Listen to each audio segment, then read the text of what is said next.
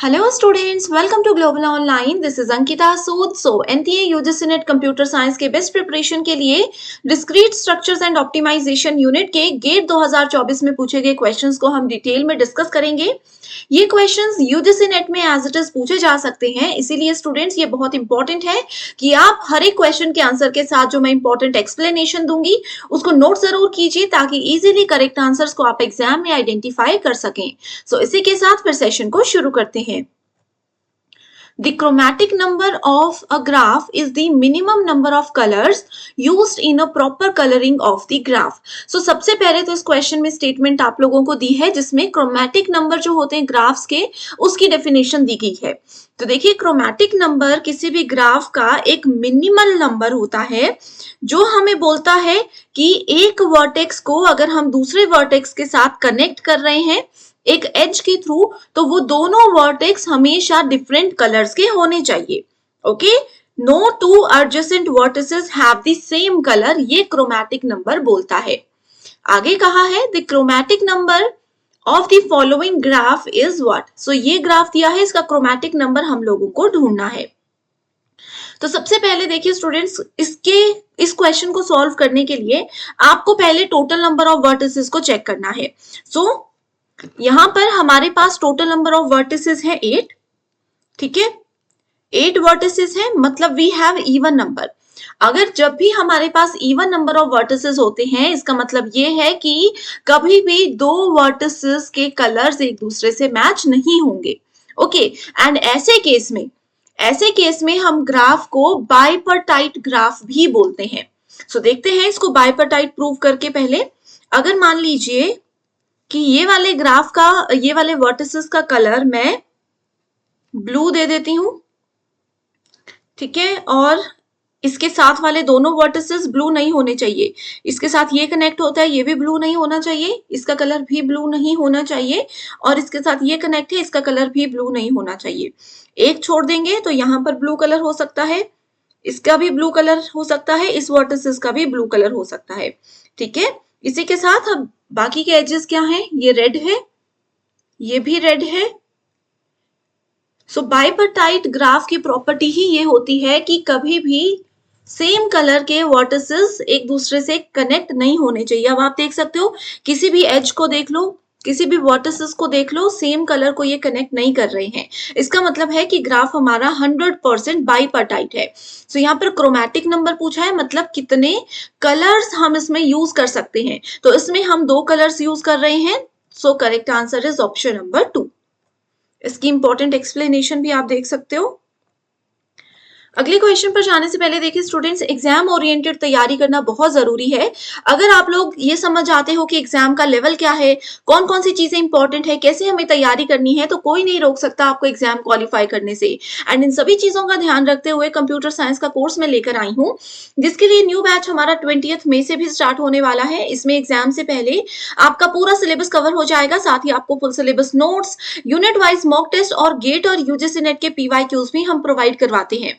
इसके लिए आपको हम कंप्लीट पेपर 1 भी इसके साथ बिल्कुल फ्री प्रोवाइड करवा रहे हैं, जो कि बहुत ही ज्यादा इंपॉर्टेंट है एंड इजीली आपको 80+ स्कोर करने में मदद करेगा। फ्री वीडियोस के एक्सेस के लिए जरूर ग्लोबल ऑनलाइन ऐप को एक बार डाउनलोड कर लीजिए। उसमें स्टोर सेक्शन पर सर्च बार में लिखना है कोर्स का नाम।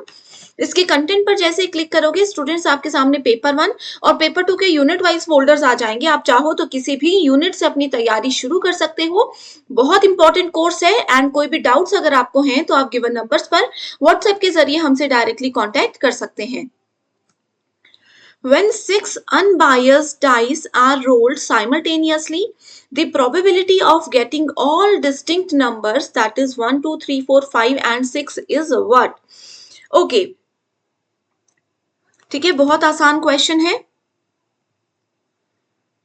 इस क्वेश्चन में मैं डायरेक्टली आपको एक चीज बताती हूँ कि 6 अनबायस्ड डाइस को हमने साइमल्टेनियसली रोल करना है। तो ऐसे केस में जब भी हम 6 डाइस को एक साथ साइमल्टेनियसली रोल करते हैं तो हमेशा प्रोबेबिलिटी आती है 66, ठीक है। तो एक चीज ये हो गई, 66 प्रोबेबिलिटी आ गई। फेवरेबल आउटकम्स हमने बोला है कि 1, 2, 3, 4, 5, 6 ऐसे आने चाहिए, तो ये है हमारे फेवरेबल आउटकम्स। ओके तो ये क्या है 6 है, हम 6 फैक्टोरियल इसको लिख देंगे. So probability of such events will be equal to 6 factorial divided by 6 raised to power 6. Okay इसको हम कैसे कैलकुलेट करेंगे, फैक्टोरियल को कैसे लिखते हैं 6, इसको 1 तक हम अभी इस तरीके से लिखेंगे 6 5 4 3 2 1 divided by 6 raise to power 6 क्या होता है, ये होता है 46656. ठीक है बहुत सिंपल है. जब हम इसको पूरा कैलकुलेट करेंगे तो स्टूडेंट्स हमारे पास आंसर आ जाएगा 5 raise to power 5 divided by 324 जो कि है ऑप्शन नंबर डी. ओके तो इसको आप लोगों ने नोट कर लेना है, कैलकुलेशन है बेसिक सी, उसको कर लीजिए. Let P be the partial order defined on the set 1 2 3 4 as follows. P के यहाँ पर वैल्यूज गिवन है x and x belongs to 1 2 3 4 union 1 2 3 2 and 3 4. The number of total order on 1 2 3 4 that contains P is what? Okay so हमें total order यहाँ पर ढूंढना है. So partial order की जब भी हम बात करते हैं तो इस केस में आपको ध्यान रखना है. सो स्टूडेंट्स इस केस में जो भी ओके सो इस केस में 5 टोटल ऑर्डर्स बनते हैं हमारे पास. कैसे बनते हैं ये बताती हूँ. ठीक है we have total 5 total orders and इसमें पार्शियल ऑर्डर्स भी हैं, लेफ्ट से राइट या फिर इसको हम बॉटम टू टॉप जो है हेज डायग्राम के थ्रू रन करेंगे. किसके थ्रू, हेज डायग्राम के थ्रू रन करेंगे. सो अगर हम टोटल ऑर्डर 1 को पहले कैलकुलेट करें तो ये आ जाएगा 1 3 2 एंड 4. ठीक है टोटल ऑर्डर 1 में इसको हम 1 का रिलेशन 3 के साथ है, 3 का रिलेशन 2 के साथ है एंड 2 का रिलेशन 4 के साथ है. Then we have total order 2, ये आ जाएगा 1 3 4 2. सिमिलरली टोटल ऑर्डर 3 जब हम करते हैं that will B 3 1 2 and 4. Total order 4 की वैल्यू आ गई है हमारे पास 3 1 4 2 एंड टोटल ऑर्डर 5 की value we have is 3 4 1 and 2. Right so total order हमें 1 2 3 4 के बारे में पूछा गया था तो 1 2 3 4 को हम इस ऑर्डर में अरेंज कर सकते हैं. सो कितने ऑर्डर हो गए, 5 ऑर्डर्स हो गए. आप चाहो तो कुछ और भी ट्राई कर सकते हो बट यही ऑर्डर इनका रहता है. सो करेक्ट आंसर है option number 5. A functional dependency f x belongs to x approaches to y is termed as a useful functional dependency if and only if it satisfy the following 3 conditions. y is not the empty set, ये बोलता है कि x जो है वो empty set नहीं है, इसके अंदर कुछ भी values हैं. y is also the non-empty set.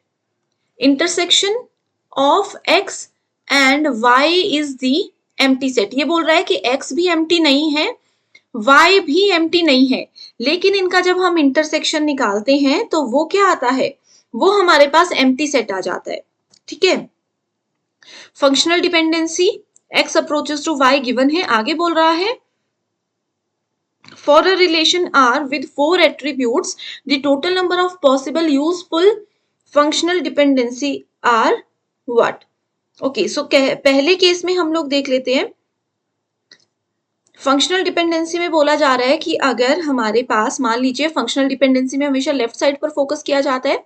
ये बोलता है कि अगर लेफ्ट साइड पर 4 एट्रीब्यूट्स हैं वैसे तो, कि लेफ्ट साइड पर हमारे पास अभी सिर्फ 1 ही फंक्शनल डिपेंडेंसी है तो 4 आउट ऑफ 1 क्या होगा 4C1. इसको हम कैसे इलेबोरेट करेंगे 4 factorial 4 minus 1 factorial into 1 factorial. Right so इसको हम लिख देंगे 4 factorial into 3 factorial divided by 3 factorial. 1 लिखने का मतलब नहीं है, ये कैलकुलेट हो गया, ये आ गया 4.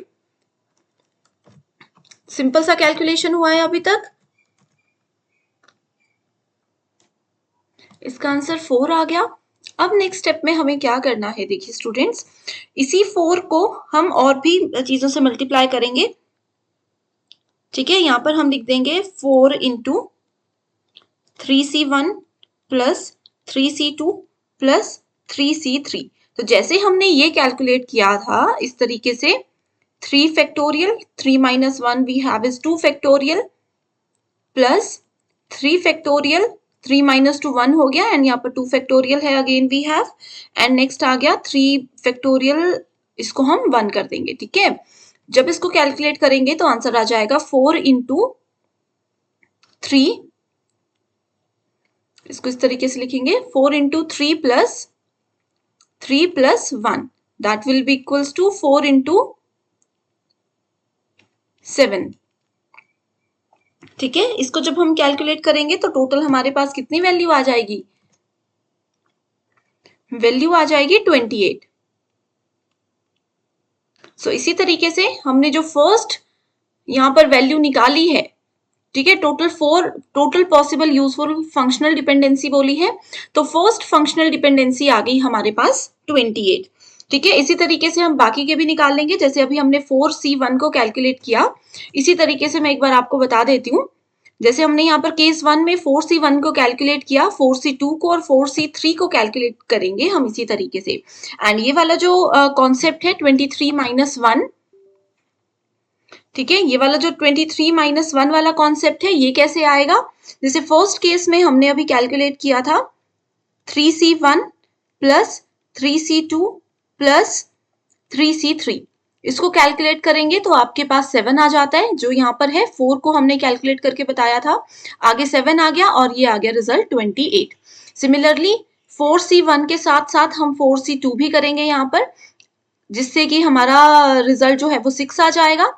एंड नेक्स्ट 3 कैसे आया, 3 को कैलकुलेट करने के लिए हम इस 6 को, मतलब कि इस वैल्यू को कैलकुलेट करेंगे किसके साथ, 2c1 प्लस 2c2, इसको कैलकुलेट करेंगे तो 3 वैल्यू आ जाएगी एंड मल्टीप्लाई करके आ गया 18। सिमिलरली 4c3 जब हम करेंगे कि we have 4 attributes and third case चल रहा है तो हम इसको 4c3 कर देंगे, जिससे हमारा रिजल्ट आ जाएगा 4। एंड 1 कहाँ से आया, 1 आया हमारे पास 1c1 से, कि एक कंडीशन बची थी उसी को हमने यहाँ पर कॉम्बिनेशन में निकाला है। यहाँ पर 2 कंडीशंस थी और उससे पहले वाले में 3 कंडीशंस थी, इसीलिए हमने इसको 3c3 करके सॉल्व किया था। ठीक है, तो ये बहुत इजी है, ये 3 वैल्यूज आ गई तीनों केसेस की, इनको हम सम करेंगे तो रिजल्ट आ जाएगा 50। इसको ट्राई कीजिए, इजीएस्ट क्वेश्चन है, बहुत बार एग्जाम में आया भी है। Next question is also very very important. Let G be a graph with n vertices and m edges. n हमारे पास vertices दिए हैं और m हमारे पास यहाँ पर edges दिए गए हैं। What is the tightest upper bound on the running time of depth first search? हमें depth first search condition को सर्च करना है on G when G is represented as an adjacency matrix. Okay. So adjacency matrix में इसको calculate कैसे करते हैं, तो देखिए स्टूडेंट्स, सबसे पहले एडजेसेंसी मैट्रिक्स जो होता है इसका मतलब है कि हम n इंटू n का कोई भी मैट्रिक्स बना रहे हैं, 4x4 3x3 कुछ भी। सो अगर हम यहाँ पर ग्राफ की बात करें डेप्थ फर्स्ट सर्च में, लेट्स से हमने 0 से स्टार्ट किया, इस तरफ को 1 आ गया, इस तरफ को 2 आ गया, ठीक है, यहाँ पर 3 वैल्यू भी आ गई एंड 1 2 भी इस तरीके से कनेक्टेड है, 3 में हम ऐसे कर देंगे। ओके, ये क्या बन गया, ये एक हमारे पास हमने डेप्थ फर्स्ट सर्च का एक एग्जांपल ले लिया जिसमें n वर्टिसेस है 1 2 3 4, 4 हमारे पास वर्टिसेस हैं एंड 1 2 3 4, 4 ही हमारे पास एजेस हैं। ओके, सो 4x4 का हमने यहाँ पर एक एग्जांपल ले लिया, अब इसका हम मैट्रिक्स बना लेते हैं।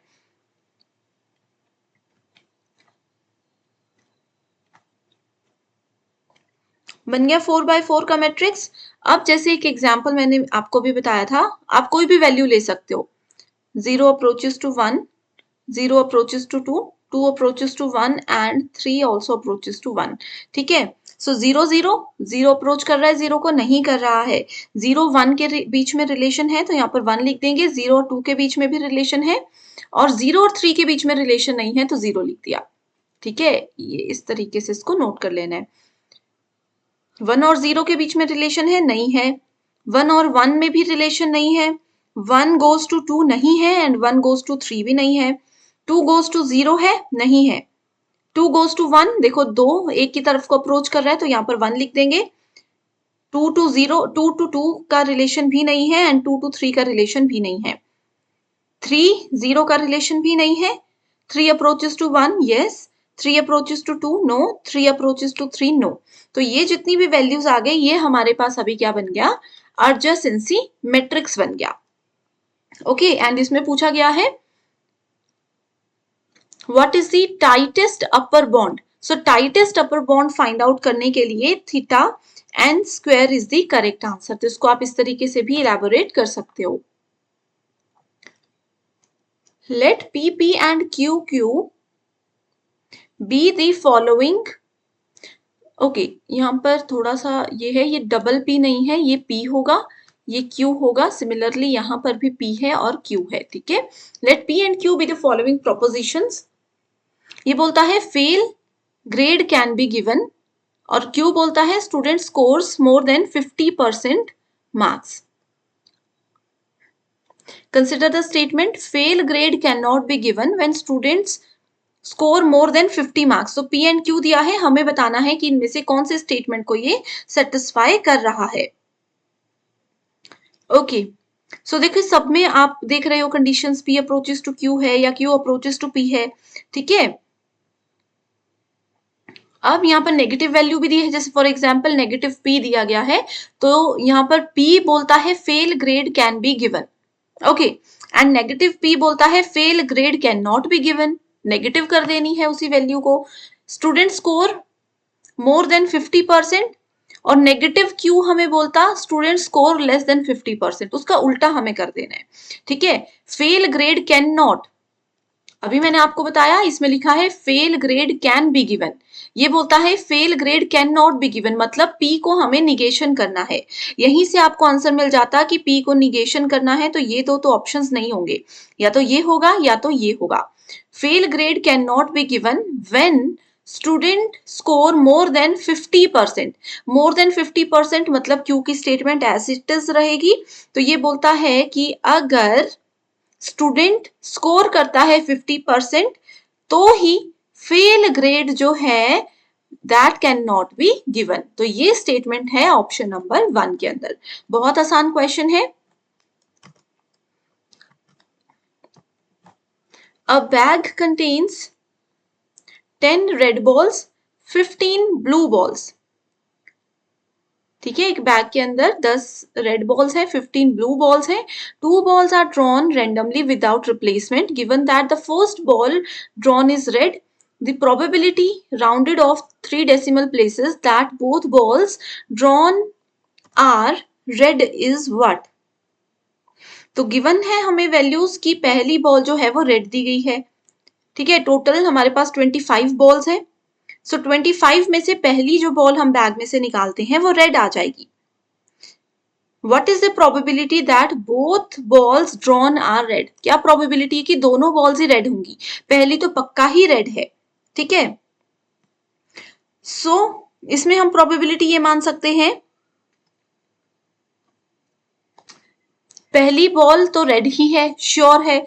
अब 10 में से पहली बॉल रेड ही होगी तो दूसरे बॉल के लिए कितनी प्रोबेबिलिटी रह गई हमारे पास? 9 प्रोबेबिलिटी रह गई एंड 15 ब्लू बॉल्स तो हमारे पास है ही है। तो इस केस में हम क्या करेंगे, कितनी बॉल्स रिमेनिंग है divided by total number of balls 15 plus 9। वैसे तो 15 प्लस 10 25 था, बट यहाँ पर क्योंकि एक बॉल श्योर है कि रेड ही होगी तो हम उसको 9 लिख देंगे। इसको जब कैलकुलेट करोगे तो ये आ जाएगा 24, that will B 0.375। Correct answer is option number 3।